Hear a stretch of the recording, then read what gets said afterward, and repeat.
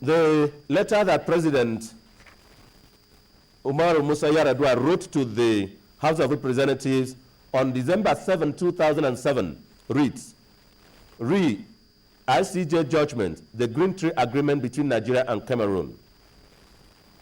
You may kindly note that having subscribed to the jurisdiction of the International Court of Justice, Nigeria became duty-bound to respect its judgment of 10th October 2002, which confers the sovereignty of Cameroon over the Bakassi Peninsula. Similarly, recall that in furtherance of that, and as a responsible member of Committee of Nations, as directed by the international law and procedure, Nigeria entered into the Green Tree Agreement with Cameroon on the modalities of implementation of that judgment. A copy of the agreement and all relevant appendices were then forwarded to the National Assembly for the necessary ratification as permitted by law.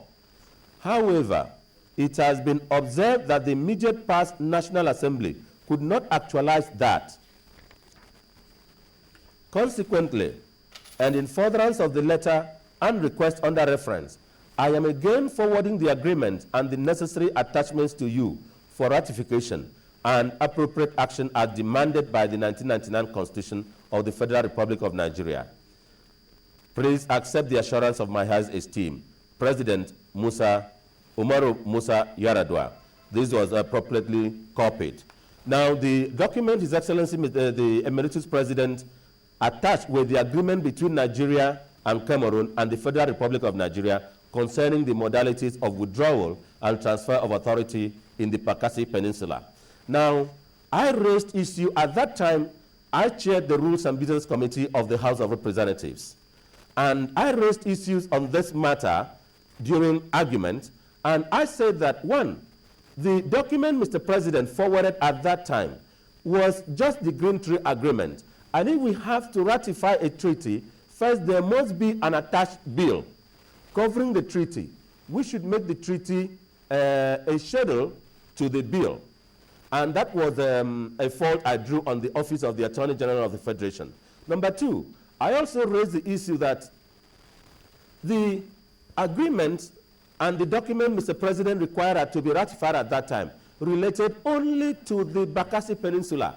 And I said, why are we only seeking to ratify the transfer of the Bakassi Peninsula, whereas the International Court of Justice judgment was on the land and maritime boundary between Nigeria and the Cameroons? That is the land boundary starting from the Lake Chad area, through the Congolas, through the entire eastern flank, down to the Bakassi. But the Green Tree Agreement related only to, and the request of Mr. President then related to the ratification of the treaty between Nigeria and Cameroon over the Bakassi Peninsula. And I queried whether there was going to be any other treaty or request for the ratification of other parts of the land which were ceded and the boundaries which were adjusted. But the summary of the matter is this, that Mr. President, having requested for the ratification, and that ratification having not been done, then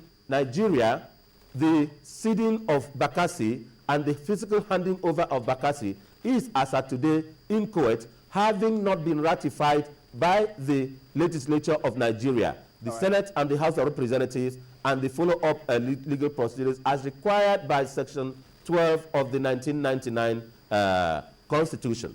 That is why we in the National Assembly, we in the Senate, requested the court, Mr. President, and the executive, and the Attorney General of the Federation, and Nigeria, that we should invoke the provisions of the Article 61 of the International Court of Justice and ask for a review. We are not asking for appeal. It's not an appeal because you cannot appeal against it, because there is no appellate body to the International Court of Justice, in terms of the judicial arm. But we can only ask for a review of that judgment. And the condition to ask for a review of the judgment is that if there are new facts which were not made available to the court at that time, which, if they were made available to the court, the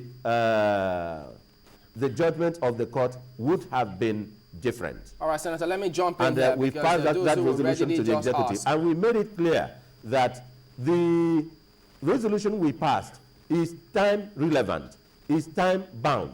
All right. It is because under the statute of the International Court of Justice, you can only appeal against that judgment within 10 years. All right, Senator, and we get that point. The judgment was delivered on 10th of October or thereabout in 2002. Yeah, if you can hear me, could you hold on a second here? And here? by 9th of October, we may be out of time.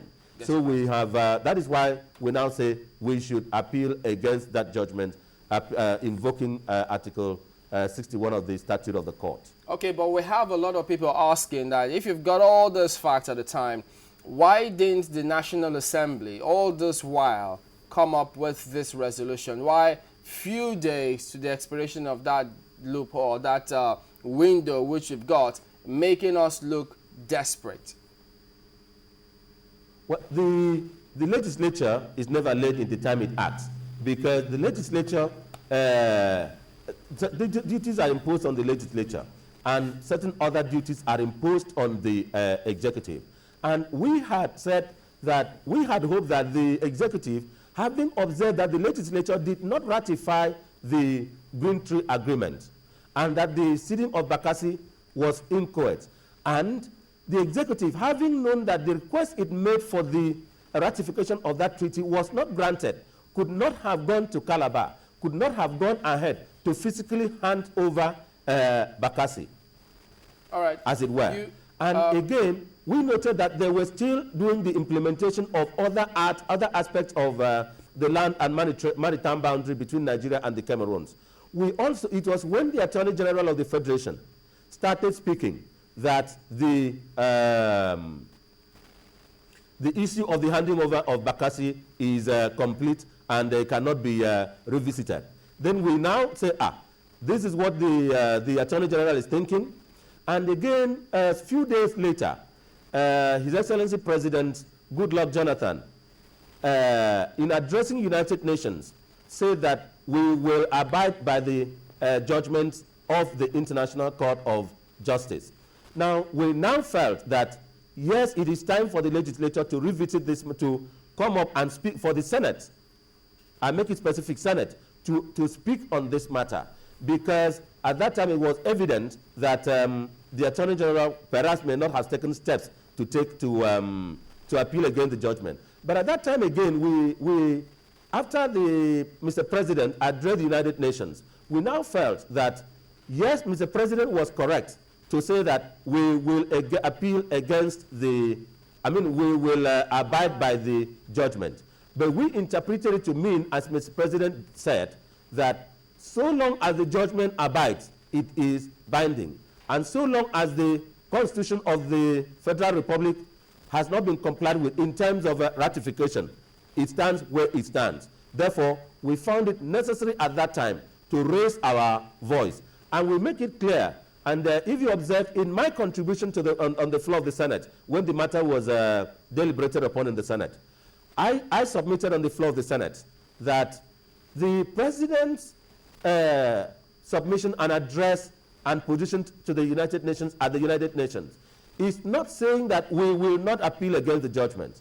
I submitted that Mr. President said that so long as the judgment abides, they will abide, not that he will not appeal against it.